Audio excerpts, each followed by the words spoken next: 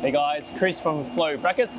In this video, I'm going to show you how to remove the big ugly mounting box you get from the dealership on a RS4 or RS5 facelift and shrink it down to something like this. Let's get into it. So the RS4 and RS5 brand new comes with a standard plate holder like that. Now this is to suit European plates. Now in Victoria or most of Australia, our plates are much smaller. So if you want to show off the honeycomb grille a bit more, you can remove this, replace it with our redesigned plinth, which fits in like that. And then from there, you can put on a bracket and fit on number plates. I'll show you how to get that done. So the first thing you would do is remove the mounting box. You just got to take off all the screws that you see and it will just drop out.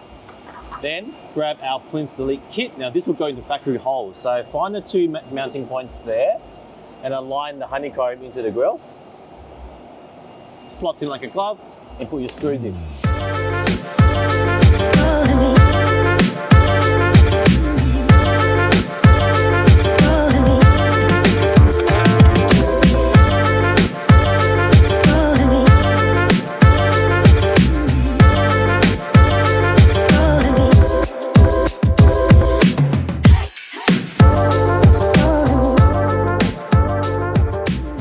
Now that you have your plinth on, this gives you a nice fresh and flat surface to mount your number plate.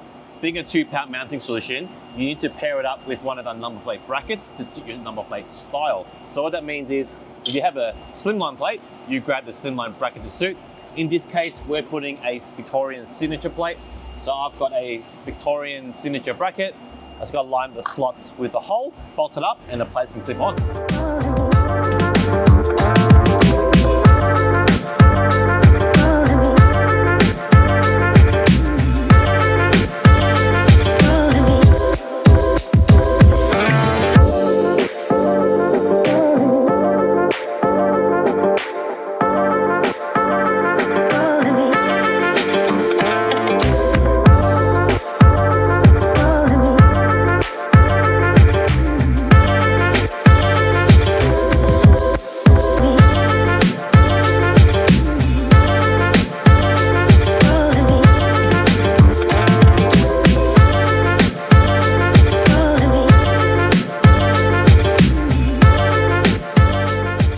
There you go. That's how you get rid of the big, ugly, oversized mounting box you get from the dealership and clean it up with something like this.